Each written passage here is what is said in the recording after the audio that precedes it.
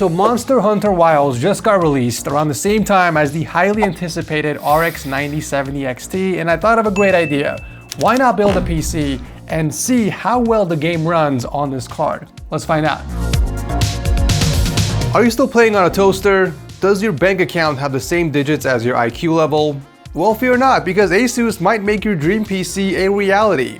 With tons of amazing prizes that you can win, that includes a decked out bundle with an ROG Maximus Z890 Hero board, Ryujin 3 cooler, and the Intel Core Ultra 9 processor 285K. Or you can win an ROG Astral RTX 5080, or how about an Asus Prime RTX 5070 Ti with a Prime 850 watt gold power supply? I mean, there are tons of other really cool PC parts like the tough gaming Radeon RX 9070 XT that they're giving away to help build your dream gaming PC. All you have to do is click the link below and join the giveaway. That's really nice of Asus to do a giveaway and give some people out there a chance to win some awesome PC components, especially the graphics cards like the 5080s, even a 9070 XT, which is pretty much out of stock everywhere. So since this is an Asus TUF themed build, we're gonna stick to the TUF ecosystem. So for the motherboard, we are going with the TUF Gaming X870 Plus Wi-Fi.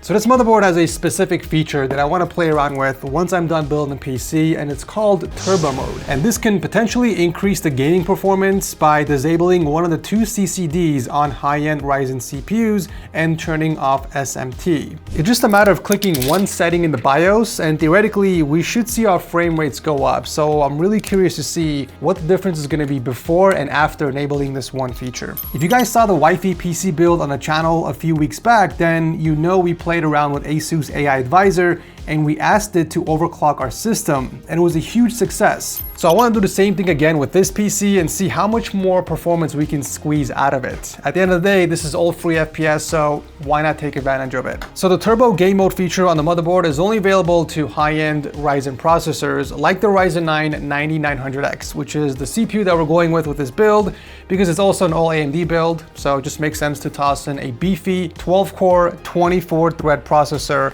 on the Zen 5 architecture. Since we have the extra cores and threads at our disposal, we can take advantage of editing, streaming, and really any multi-threaded applications. For memory, we are tossing in a 48GB kit from Lexar. The Aries have a whopping 8,000 megatransfers, which is absolutely overkill for this build, but the board does support up to 256 gigs of memory if we want to expand in the future. What's cool is that thanks to Asus's enhanced memory profile firmware, you can actually max out all 4 DIMM slots and not run into any instability issues.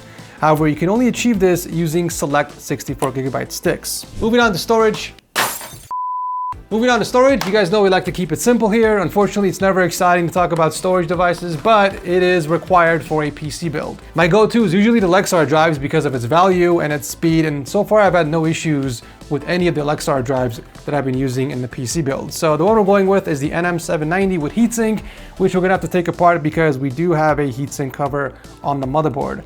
This one gives you 7,400 megabytes per second read, which is blazing fast. What more can you ask for? And 4 terabytes is more than plenty for really everything.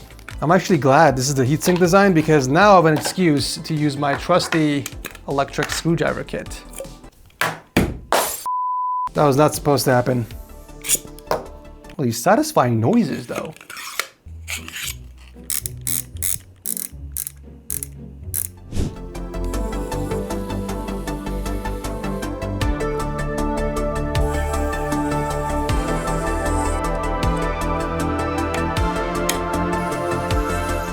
So the case we're building in today is the brother from another mother of the case that we built in a few weeks ago with the Wi-Fi, if you guys remember.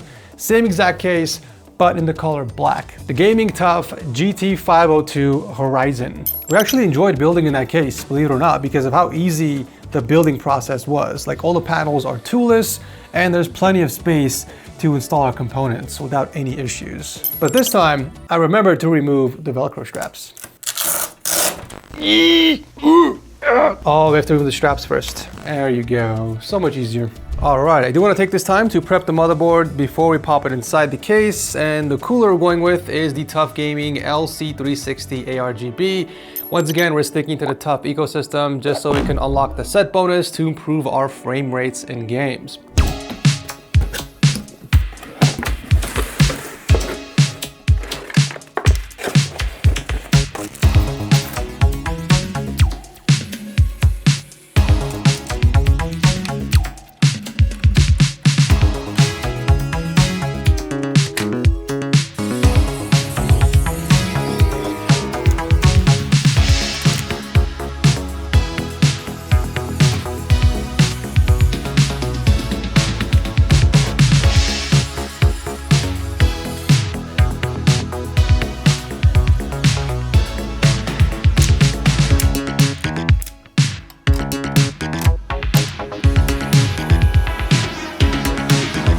All right, cooler's installed, and all I gotta say is, damn! That is clean. That is coming together very nicely. We're obviously missing some fans in the bottom, so I ordered some triple ASUS Tough reverse blade fans, which will go on the bottom here for intake, and it'll balance out the air pressure because we do have 3 exhaust fans on the top. So since we're waiting for the fans to arrive, I guess we can go ahead and install our power supply, which is absolutely overkill for this build. You don't ever need 1200 watts for really any system unless you're doing custom water cooling and heavy overclocking, but ASUS did send this to me, so we're gonna go ahead and install it. The good news is we are covered for the next 10 years of upgrades, so that's always good. This is actually interesting. I've never seen a power supply come with dual 12VH power cable connectors. Check this out. Have you guys seen this before? That's actually crazy. It comes with 2 600-watt cables. So theoretically, if you want to plug in dual 50 series cards in your system, you can do it with this power supply.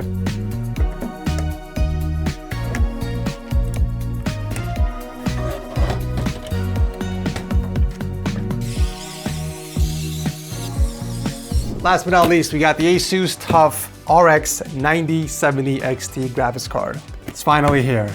It is finally here, boys and girls.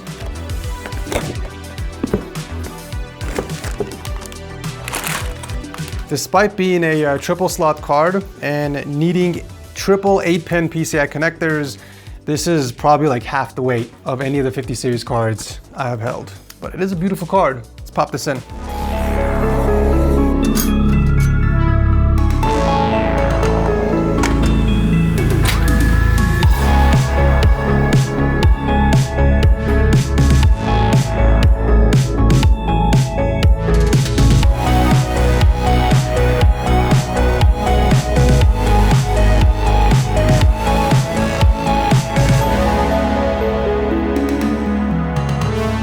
All right, ladies and gents, the PC is complete, and I'm really happy I added the cable extensions in here just for that splash of color. It came out looking really, really clean, but now the fun begins. We get to see how much more performance we can squeeze out of this PC, and then we can play some Monster Hunter Wildlands. The first thing I want to do is enable turbo game mode, which should be in the BIOS. I talked a little bit about this earlier in the video, but essentially turbo game mode sacrifices some multi-threaded performance for a potential performance uplift in games that favor fewer cores.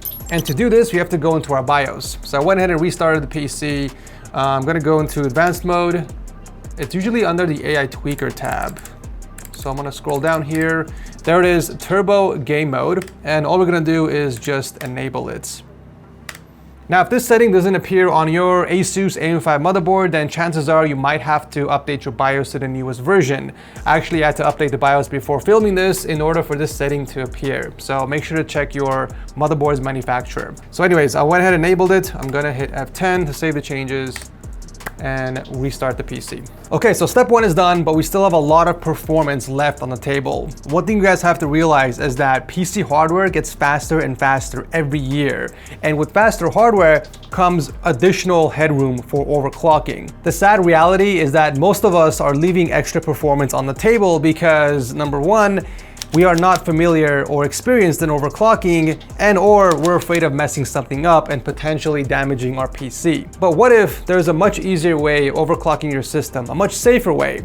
Wouldn't it be cool if you had your own personal overclocking expert buddy that can not only overclock your system, but also optimize your PC for more frames? Well, that buddy actually exists, and it's called ASUS AI Advisor. Check this out.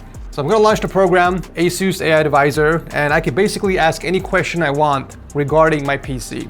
Yo, what's up, fam? Can you add some Riz to my PC and help enable XMP, my G? Yo, it actually answered back.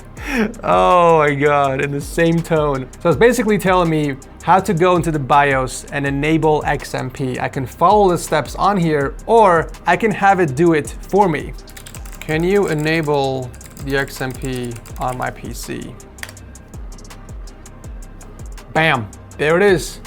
Enable DRAM OC. So all I gotta do is click this, restart the PC, sit back and relax. If it does its job and it's successful, we should be running at 8,000 mega transfers per second. Oh, no way. No way. I was actually expecting it to fail because 8,000 is pretty hard to achieve, but it did it. We're running 8,000 mega transfers per second. Oh my God, okay. I did not expect it to do it, but here we are. Okay, so we turned on turbo game mode. We enabled our XMP. We're running at 8,000 mega transfers per second. There is one thing left to do, and that is to optimize our CPU. All right, fam, I see you. Appreciate the hookup. I got one more favor to ask you. Can you optimize my CPU for more performance? I'm trying to clap these kids on Fartnut for some V-Bucks. It's definitely not gonna understand that. Oh, wow. It actually understood me. So anyways, it's going through the list of what I need to do to optimize my CPU if I want to do it manually. But why would I do that if I can just click a button and have it do it for me? So we're gonna go here and enable AI overclocking.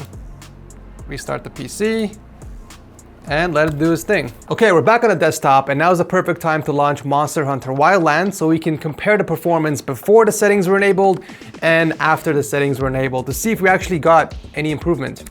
Okay, moment of truth. Let's see if there is any difference after enabling those settings in Monster Hunter Wildlands. So before we enabled the settings, I was getting anywhere between 57 to 58 FPS, but after the settings enabled, wow, okay, not much.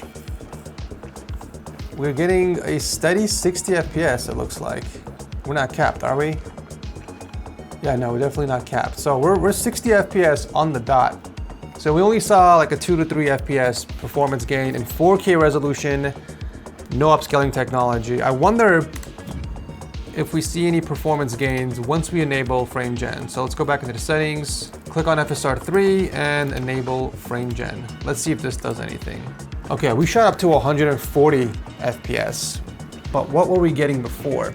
Okay, so before we were only averaging around 124 FPS. So this actually gave us an average of 17 FPS boost when enabling FSR3 and frame gen.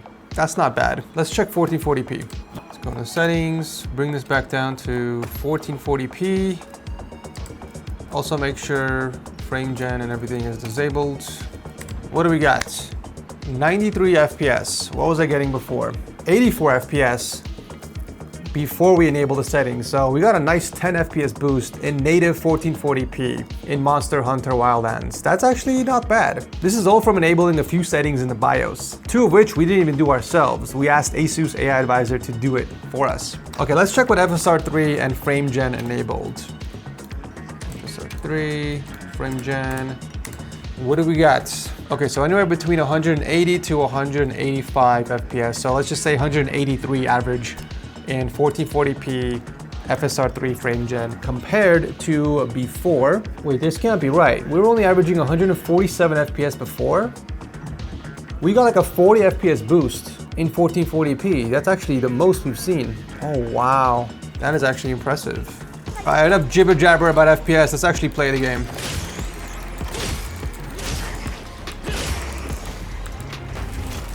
I think longsword was definitely not the choice here. The attacks are so slow.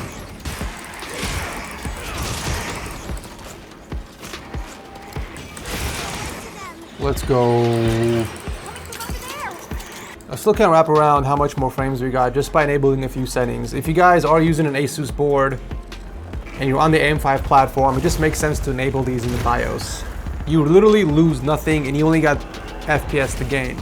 I mean, worst case scenario, the game turbo mode does absolutely nothing and it doesn't bring you a single frame, but it's one of those things where it's just better to keep it enabled. All right, I think we got a boss fight, boys and girls. I've actually never played any of the previous Monster Hunter games. Let's see if your boy can defeat this boss. There we go.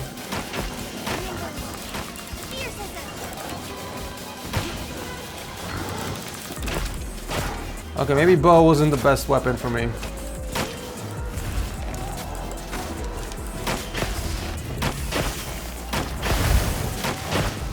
Let's go.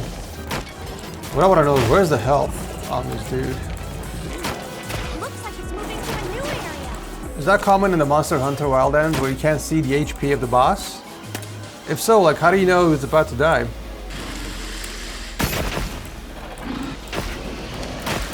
Oh, shoot.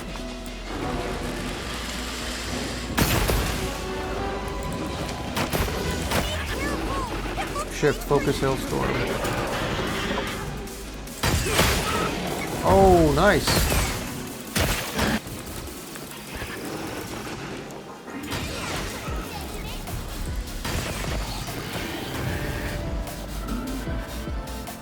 It felt like an eternity I was fighting this thing, but we finally got it down after like 15 minutes. Not bad, this game's actually pretty fun. I think once I get the hang of the battle system and the combos of the weapons, I think I'll enjoy it even more. If anyone is a huge fan of the Monster Hunter games, please give me some tips in the comment section. I'd appreciate it. But yeah, overall, very happy with the build. I'll drop a link to everything I use in the PC down below if you guys want to check it out. Also, don't forget to enter the giveaway if you guys want a chance to win the same graphics card I featured in the video or even an RTX 5080. Thanks for watching, and I'll see you guys very soon in the next one.